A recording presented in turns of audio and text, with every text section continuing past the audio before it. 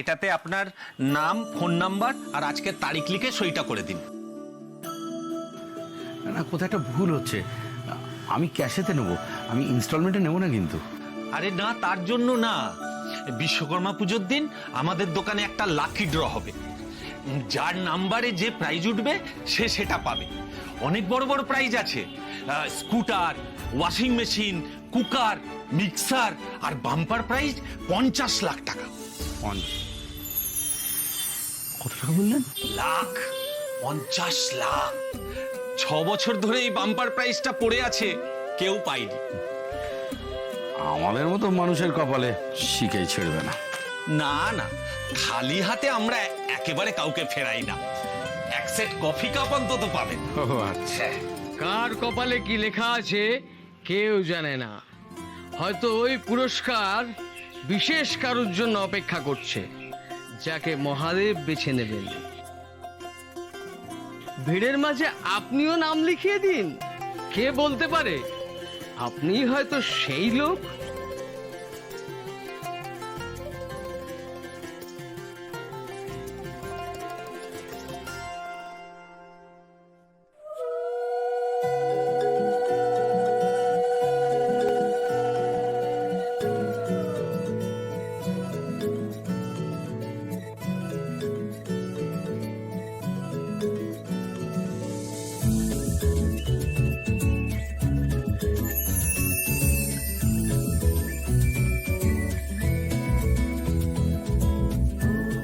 আজ মেষ রাশিতে অর্থযোগ।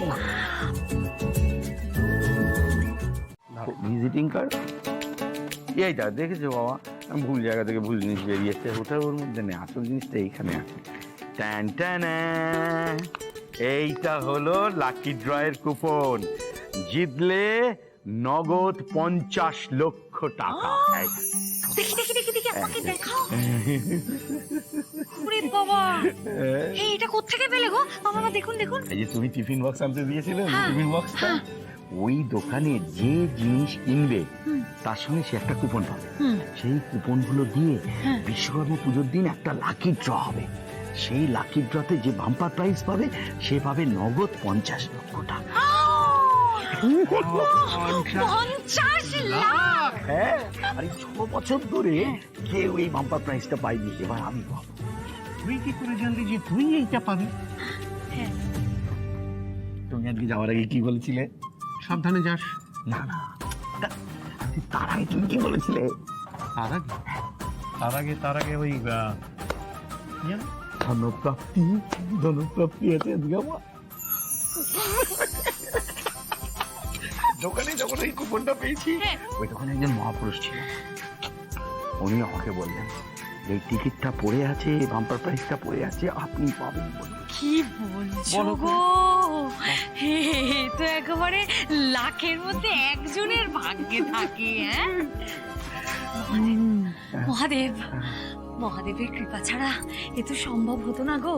মহাদেব মুখ তুলে তাকিয়েছে, সব মহাদেবের কৃপা। মহাদেব মুখ তুলে তাকিয়েছে।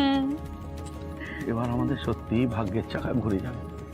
আমার বিশ্বাস হল না এই লাকি ড্রয়ের বাম্পার প্রাইজটা না আমি পাবো। ভাবো দেখো।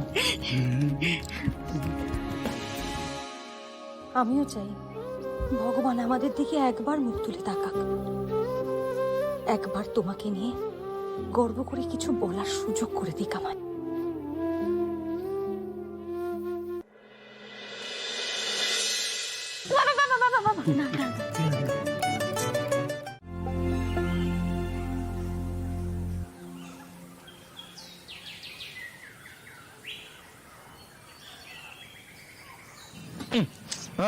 এত মোটা আমার শোয়া যায় না, মশারি টাঙিয়েও শান্তি নেই, সারাক্ষণ কোথা থেকে মশা ঢুকছে কে জানে। মশার জ্বালায় একটু ঘুমোনো যাও। সেই দিন দিয়ে তো ওই উন্না সব মশার সেলাই করলো, তাপ্তি লাগালো, কোথা থেকে ঘুমোবই না, হয়ে গেছে ঘুম। মশার জ্বালায় ঘুমের কোনো জায়গা।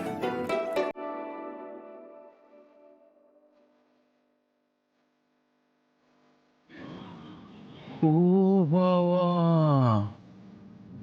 তাই বলি আক্রমণ হচ্ছে কোথা থেকে? এখানে সেলাই, আর এই যে সাবওয়ে পাশে এইখান থেকে ঢুকছে, আর এই সারা রাত জাগিয়ে রেখেছে। এরকম সাবওয়ের মধ্যে দিয়ে যদি সৌভাগ্য ঢুকতো না, তাহলে আমার এই সংসারের অবস্থাটা ওই ছাড়া মশারির মতো থাকতো না।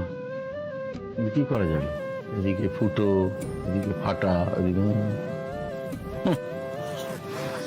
শান্তি হয়েছে। ঘুম থেকে তুলে দিয়ে শান্তি হয়েছে তো মশা? শান্তি হয়েছে তোমাদের? ভালো থাক, শান্তি, তাই যার ঘুম না, যা পাগল করে রেখে দেয়। এই তো।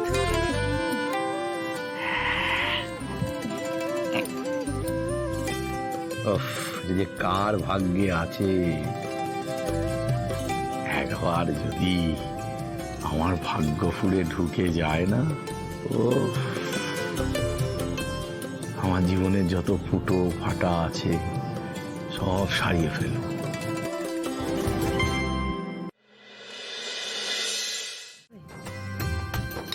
তুমি আমাকে কি ভাবো বলো? তুমি এই লটারির জন্য অপেক্ষা করতে হবে তোমাকে বিদেশ যাওয়ার জন্য, কয়েকটা হাজার টাকার জন্য? সেটা আমি এমনি তোমায় নিয়ে যেতে পারি। কি এই কয়েক হাজার টাকায় বিদেশ করা হয়ে যাবে? একটুখানি শর্টকাট করে করতে হবে, ছোট করে করতে হবে। যেমন ধরো সকালবেলার দিকে ট্রেনে ভিড় কম থাকবে, ওই শিয়ালদা থেকে বনগাঁ, ওই ঠাকুরনগর বনগাঁ চলে গেলে, বনগাঁ থেকে ওখান থেকে ওই আমাদের পেট্রোল পোল থেকে তোমাকে বেনাপোলে চলে গেলে, বেনাপোল থেকে সোজা পদ্মা নদী তুমি দেখলে, দেখে একেবারে বললে সোনার বাংলা আমি তোমায় ভালোবাসি। ব্যাস। এই জন্য না আমার তোমাকে কিছু বলতে ইচ্ছা করে না, আর বলবোই না। এখনো টাকা পাওনি তাই কি দেমাক? এরপরে তো টাকা হাতে পেলে আমাকে আর চিনতেই পারবে না।